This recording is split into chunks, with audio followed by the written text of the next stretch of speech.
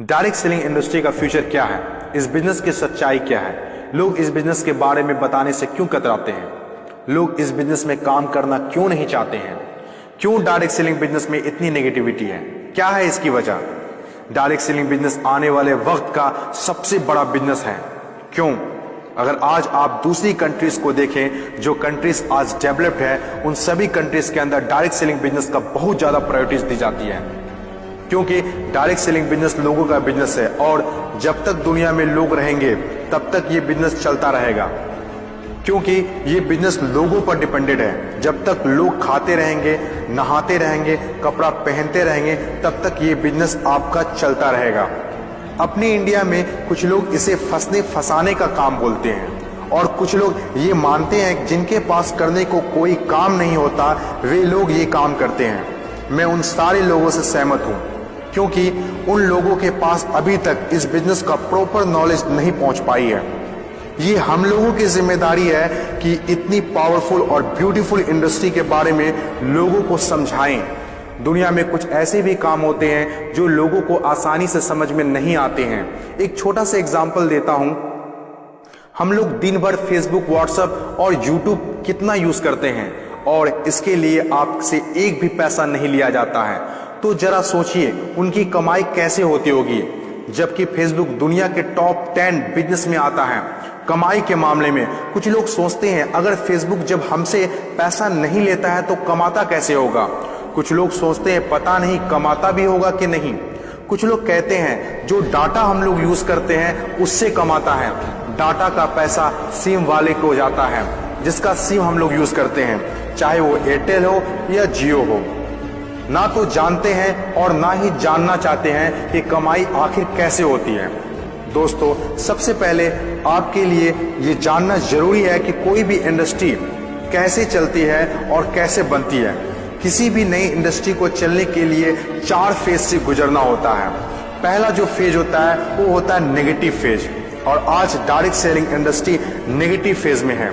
ये फेज हर नई इंडस्ट्री को झेलना ही पड़ता है। जब भी मार्केट में नया बिजनेस आता है तो लोग पहले उसे ठीक से समझ नहीं पाते हैं और अनदेखा कर देते हैं। जैसे बैंकिंग सेक्टर के साथ हुआ, इंश्योरेंस सेक्टर के साथ हुआ, टेलीकॉम इंडस्ट्री के साथ हुआ।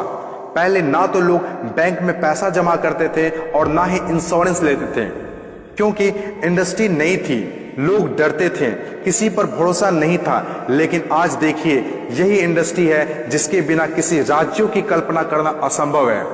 जब नई नई प्लास्टिक इंडस्ट्री स्टार्ट हुआ तो 95% लोगों ने इनकार कर दिया, ये कहकर कि यह पॉसिबल नहीं है। लेकिन उस वक्त भी 5% लोगों को विश्वास था और आज वही 5% लोग दुनिया में आगे हैं। आज हर चीज प्लास्टिक का है, जग हो या बाल्टी, कुर्सी हो या टेबल, खिलौना हो या फ्रेम, यहाँ तक कि डोर भी अब प्लास्टिक के हैं, जो आज से 20 साल पहले किसी ने सोचा भी नहीं था। आज direct selling business negative phase में है, इसीलिए इतनी सारी नेगेटिविटी है। और जब ये पॉजिटिव फेज की तरफ बढ़ता जा रहा है, नेगेटिव फेज में होने के बावजूद भी इस इंडस्ट्री ने कई लोगों की जिंदगियां बदल दी। दूसरा जो किसी भी इंडस्ट्री को फेस करना होता है वो दूसरा फेज होता है पॉजिटिव फेज। ये वो टाइम होता है जब लोगों का इंडस्ट्री के ऊपर ट्रस्ट बढ़ने लगता है, क्योंकि वे आसपास में रिजल्ट देख रहे होते हैं। और जो लोग उस वक्त डायरेक्ट सेलिंग बिजनेस में दिलचस्पी नहीं दिखा रहे होते हैं, अनदेखा कर रहे होते हैं, वे रिजल्ट देखने के बाद दिलचस्पी लेने लगते हैं और आपका काफिला और बढ़ने लगता है, रिजल्ट और बढ़ने लगता है, दिलचस्पी और भी लोगों में बढ़ने लगती है। जैसे बैंकिंग इंडस्ट्री और इंश्योरेंस इंडस्ट्री के साथ हुआ था। बैंकिंग इंडस्ट्री का वैल्यू तब पता चला होगा लोगों को जब किसी का पैसा घर में सुरक्षित नहीं रहा होगा। इंश्योरेंस के वैल्यू तब लोगों को पता चला होगा जब किसी के एक्सीडेंट होने के बाद उसके घर वाले को पैसा मिला होगा। तीसरी जो किसी भी इंडस्ट्री का फेज होता है वो होता है ग्रोथ फेज। जब एक बार लोगों को इंडस्ट्री पर भरोसा होने लगता है तो उनकी ग्रोथ बहुत तेजी से होने लगती है, क्योंकि ऐसे फेज में लोगों को ज्यादा समझाने की जरूरत नहीं होती है। और जब तक कोई कंपनी ग्रोथ फेज में नहीं आती है तब तक लोग उसके साथ जुड़ना पसंद नहीं करते हैं और जैसे कंपनी ग्रोथ फेज में एंटर करती है तो लोग उसके साथ ऑटोमेटिक जुड़ना और काम करना स्टार्ट कर देते हैं।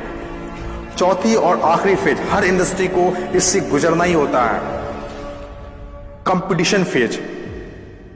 हर एक इंडस्ट्री के अंदर एक वक्त ऐसा आता है जब कंपटीशन बढ़ने लगता है। इंडस्ट्री और कंपनीज की ग्रोथ को देखकर ज्यादातर लोग कंपनी के साथ जुड़ना और काम करना शुरू कर देते हैं।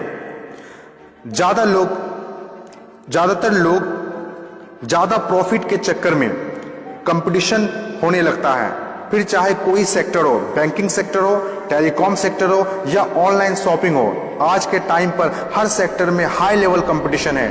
ये टाइम हम सब के लिए बेस्ट टाइम है, इस इंडस्ट्री को जानने के लिए, समझने के लिए और इसे करने के लिए। According to FICCI, direct selling industry का मार्केट साइज 6000 करोड़ आंका गया है। आज तक जितना हुआ है उसको देखते हुए फिक्की ने डिक्लेयर किया है कि डायरेक्ट सेलिंग बिजनेस 2020 से 25 तक 645 अरब तक की हो जाएगी। आपको इस बात को जानना बहुत जरूरी है कि अमेरिका, ऑस्ट्रेलिया, चीन, जापान, कोरिया और सिंगापुर जैसे बहुत बड़ी बड़ी डेवलप्ड कंट्रीज ने डायरेक्ट सेलिंग बिजनेस को बहुत हद तक अपना लिया है और वहां के सिटीजन भी बहुत जागरूक हैं। बदलाव के बिना तरक्की नहीं की जा सकती है और जो लोग अपने सोचने का तरीका नहीं बदल पाते हैं वे लोग अपनी जिंदगी में कुछ भी नहीं बदल पाते हैं।